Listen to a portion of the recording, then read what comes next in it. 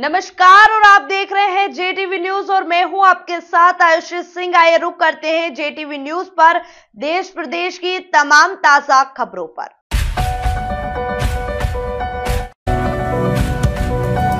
इंदौर नाहर शाह वली दरगाह पर पारंपरिक उर्स 5 फरवरी 2025 से शुरू। देश और दुनिया प्रसिद्ध महान सूफी हजरत नाहर शाह वली रहमतुल्लाह अलैहि का पारंपरिक उर्स मुबारक 5 फरवरी से दरगाह मैदान खजराना इंदौर में होगा। देख रहे हैं जेटीवी न्यूज चैनल। दोस्तों, इस वक्त मैं देश के हृदय मध्य प्रदेश के महानगर इंदौर के अंदर मौजूद हूँ और जिस जगह पर मैं खड़ा हूँ विधानसभा क्षेत्र क्रमांक 5 है, खजराना थाना है। 2025 यानी कि उर्स की तैयारी चल रही है नाहर शाह वली रहमतुल्लाह अलैह की। इस वक्त खजराना थाने के अंदर एक खास मीटिंग रखी गई है। हमारे साथ जो है रंजन सर यहाँ पर मौजूद है, कुछ जनप्रतिनिधि मौजूद है, समाजसेवी संगठन के लोग मौजूद। चलिए बात कर लेते हैं। खजराना के लिए क्या कहेंगे? पारंपरिक रूप से उर्स का जो आयोजन होता है, इस साल भी उर्स कमेटी के द्वारा आवेदन दिया गया है और आवेदन देने के पश्चात उस पर अनुमति जो है वो प्रदान की गई है। उनकी शर्तों का डिस्कशन करने के लिए आज यहाँ पर एक मीटिंग रखी गई थी। कार्यक्रम के रूपरेखा जो है वो समझाई गई हमें और क्या क्या व्यवस्थाएं लगेंगी, पुलिस की तरफ से क्या क्या आवश्यक बल लगेगा, इस संबंध में चर्चा की गई।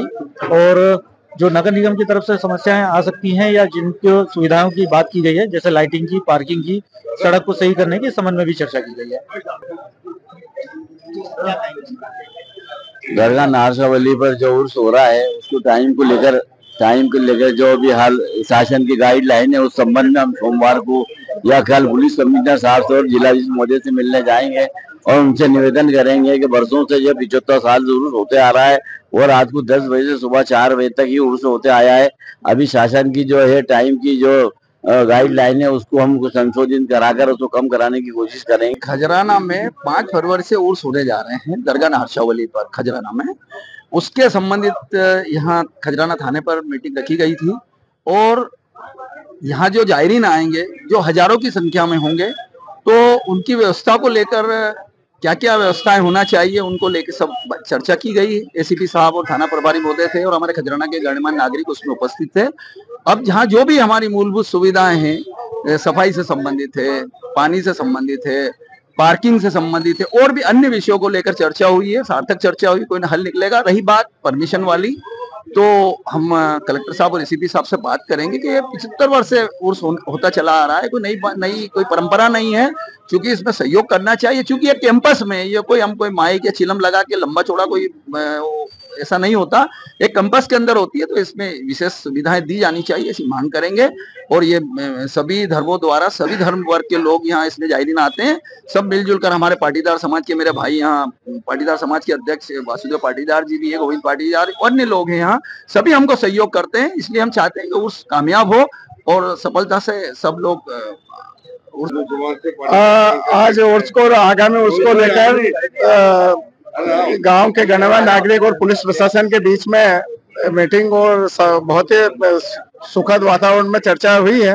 पुलिस प्रशासन ने अपना पक्ष रखा है कि पुलिस का क्या दायित्व है और हम जो यहाँ के निवासी है उन लोगों ने अपनी मांगे रखी है कि हमको ये सुविधा चाहिए और जो बाहर से कव्वाली सुनने आए मेहमान उनको कोई तकलीफ ना हो, तो साफ सफाई के बारे में चर्चा करी है। रहा सवाल समय का, तो आगे लाइन ऑर्डर का मामला है तो उसमें डीसीपी साहब, कमिश्नर साहब आगे चर्चा करके जो भी होगा सभी यहाँ के उर्स कमेटी उसका हल निकाल लेंगे। आपका नाम सर? वासुदेव पाटीदार, मुस्लिम नेता पटेल समाज का मध्य प्रदेश का अध्यक्ष यूनुस पटेल गुड्डू खजराना से।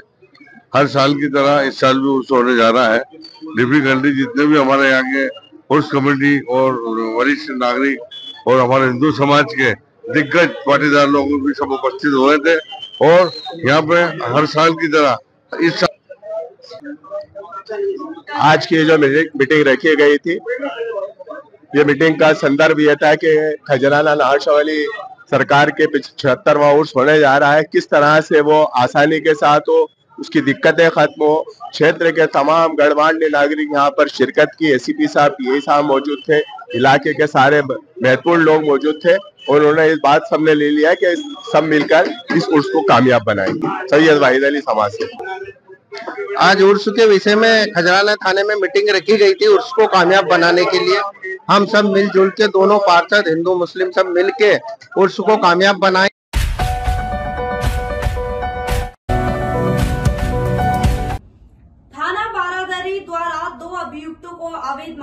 पदार्थ कोकीन 1817 ग्राम अंतर्राष्ट्रीय कीमत लगभग 4,85,00,000 रुपए, एक स्विफ्ट डिजायर कार व 2 मोबाइल फोन सहित किया गया गिरफ्तार। श्रीमान वरिष्ठ पुलिस अधीक्षक जनपद बरेली के निर्देशन में आज दिनांक 30 जनवरी 2025 को थाना बरादरी पुलिस ने 2 अभियुक्तों को मादक पदार्थ के साथ में गिरफ्तार किया है। इन दोनों के नाम है राज बहादुर सिंह, जो कि अमरोहा का रहने वाला है, और चरण सिंह, वह भी अमरोहा का मूलतः रहने वाला है। उसका हालिया पता गाजियाबाद में है। इन दोनों के पास से 817 ग्राम मादक पदार्थ, जिसकी अंतर्राष्ट्रीय कीमत लगभग 4 करोड़ है, इनके पास से ये बरामद हुआ है। इसके साथ ही साथ एक स्विफ्ट डिजायर कार जिससे यह ट्रैवल कर रहे थे, वह बरामद हुई है, और 2 मोबाइल फोन इनके पास से बरामद हुए हैं। पूछताछ में यह सामने आया कि यह जो कंसाइनमेंट है ये दिल्ली से लेकर आ रहे थे और बरेली में इनको डिलीवर करना था, जिन्हें की बरादरी पुलिस द्वारा इंटरसेप्ट किया गया और इनको गिरफ्तार करके जेल भेजा गया है। एनडीपीएस एक्ट के अंतर्गत इनके ऊपर एक मुकदमा लिखा गया है बरामदगी के आधार पर, और भी जो लोग इसमें इन्वॉल्व हैं उन्हें भी ढूंढा जा रहा है और उनके विरुद्ध विधिक कार्रवाई की जाएगी। जल्दी उन्हें भी गिरफ्तार किया जाएगा।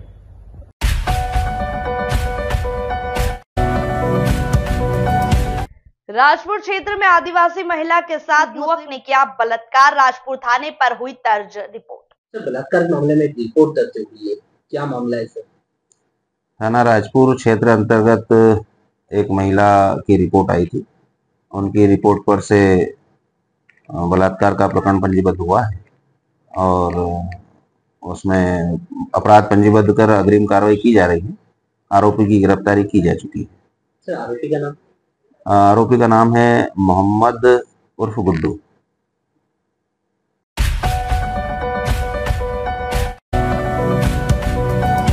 मोदी सरकार 3.0 के प्रथम बजट पर राज्यसभा सांसद डॉक्टर सुमेर सिंह ने दी प्रतिक्रिया। देश के वित्त मंत्री निर्मला सीतारमण के द्वारा पेश किए गए बजट को बताया ऐतिहासिक।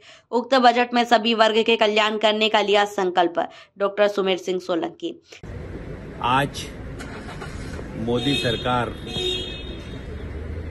3.0 का पहला बजट भारत सरकार की वित्त मंत्री माननीय निर्मला सीतारमण जी ने पेश किया। यह बजट ऐतिहासिक बजट है। इस बजट में सभी वर्ग का कल्याण करने के लिए हमारी सरकार ने संकल्प लिया है। इस बजट में युवाओं के लिए, महिलाओं के लिए, किसानों के लिए और हमारे जो कर्मचारी अधिकारी हैं उनके लिए बड़े ऐतिहासिक फैसले लिए गए हैं। कर्मचारियों के लिए 12 लाख रुपए तक इनकम टैक्स को फ्री कर दिया गया है और साथ ही किसान भाई और बहनों के लिए आय दोगुनी करने के लिए जो निर्णय लिया गया है वो स्वागत योग्य है, वो ऐतिहासिक है।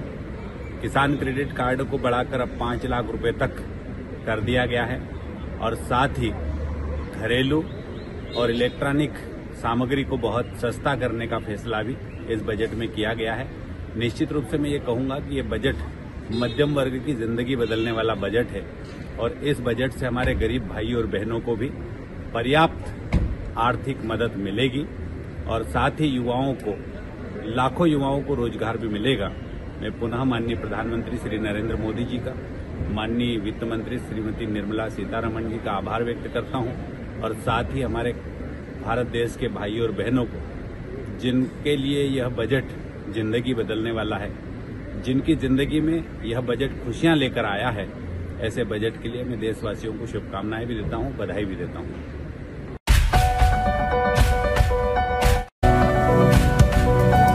मंत्री विश्वास कैलाश सारंग ने प्रदेश में अंतर्राष्ट्रीय सहकारिता वर्ष की तैयारियों को लेकर बड़ी बैठक। हमने हमारे सभी सहकारी जिला सहकारी बैंक के सीईओ के साथ मीटिंग की है। विगत दिनों की सभी कार्य योजना की समीक्षा, आगे की प्लानिंग और खासकर इंटरनेशनल ईयर ऑफ कोऑपरेटिव, ये जो साल सहकारिता का वर्ष है उसकी पूरी प्लानिंग की गई है। हमारे देश के यशस्वी प्रधानमंत्री नरेंद्र मोदी जी और सहकारिता मंत्री अमित शाह जी ने जो लक्ष्य दिया है सहकारिता से समृद्धि, उस लक्ष्य को साधने के लिए हमने आगे पूरी प्लानिंग की है। हमारे सभी कोऑपरेटिव बैंक अच्छी स्थिति में पहुंचे और उसके साथ साथ इंटरनेशनल ईयर ऑफ कोऑपरेटिव को हम पूरी धूमधाम के साथ मनाएं, जनता तक इसका पूरा विस्तार करें, इसलिए आज हमने ये बैठक की।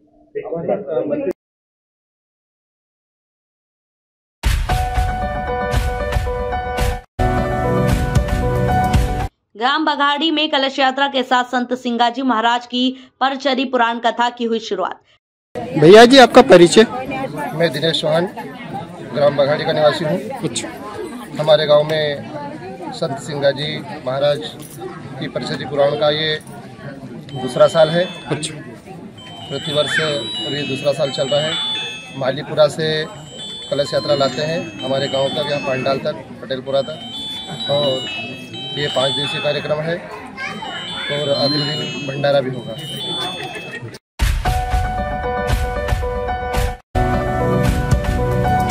थाना जोबट पुलिस को लूट के आरोपियों को गिरफ्तार करने में मिली बड़ी सफलता हाथ। घटना के 72 घंटे के अंदर लूट का किया पर्दाफाश। आरोपियों से लूट का मशूका, एक मोटरसाइकिल, मोबाइल एवं नकदी तथा घटना में प्रयुक्त एक मोटरसाइकिल एवं फलिया जब्त किया गया। हम 2 घटनाओं के बारे में बता रहे हैं। पहली घटना है जोबट की। जोबट थाना अंतर्गत ग्राम बड़ागुड़ा में एक लूट का प्रकरण हुआ था। 28 तारीख की बात है, रात लगभग 9 साढ़े 9 बजे की बात है। फरियादी हैं निर्भय सिंह और उनके अपने भतीजे संदीप। ये दोनों इंदौर से अपने गांव की ओर जा रहे थे।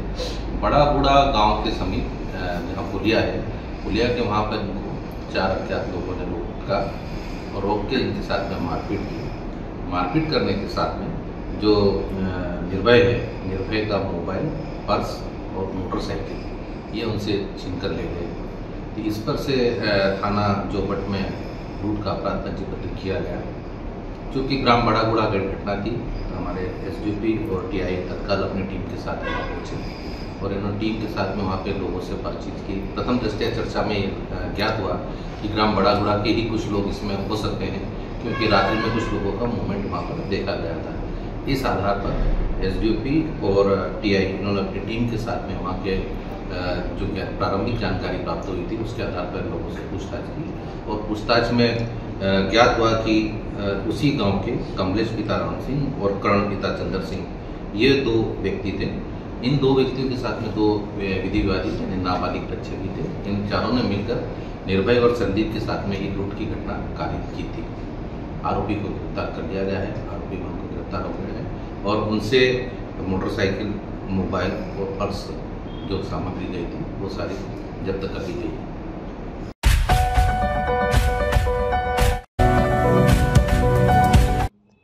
दिन दहाड़े महिला से मंगलसूत्र लूटने वाला आरोपी 4 दिन के भीतर किया गया गिरफ्तार। Okay sir. दूसरा यह प्रकरण अम्बुआ का है। अम्बुआ कस्बे में ये घटना घटित हुई है, जहाँ पे एक फरियादिया है महिला, वो जब अपने कस्बे में जा रही थी बच्चे के साथ में, एक मोटरसाइकिल से अज्ञात व्यक्ति ने आकर उसके गले से चैन छीनकर उसको धक्का देकर बल का प्रयोग करके चैन छीनकर चला गया। ये घटना उनके साथ में घटित हुई थी और पटमारी का तर्क में केस रजिस्टर्ड हुआ था।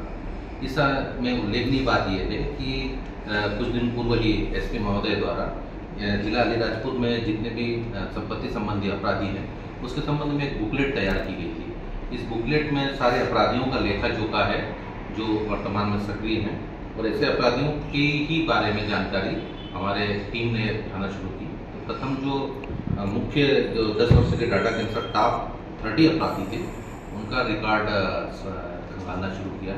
यह जब अपराधी की वीडियो फुटेज प्राप्त की गई, अलग अलग जगह से टीम प्रयास कर रही थी, सीसीटीवी फुटेज देखे तो सीसीटीवी फुटेज में जो अपराधी उनको समझ में आया उसका मिलान इस पुस्तिका में जितना प्रश्न 7 में है, 7 में एक आरोपी का उल्लेख है, उसी आरोपी से लगभग मिलना जुलना पाया गया। इस तथ्य को आधार बनाते हुए विवेचना प्रारंभ की गई और आरोपी को उठाया गया। आरोपी ने घटना को करना स्वीकार किया है और उसके साथ में घटना में जो सोने की चेन की मंगलसूत्र था वो जब्त कर दिया गया है। इसके अतिरिक्त उसने सोने की चेन का एक प्रकरण और भी स्वीकार किया है, जिसमें अग्रिम कार्रवाई की जाए।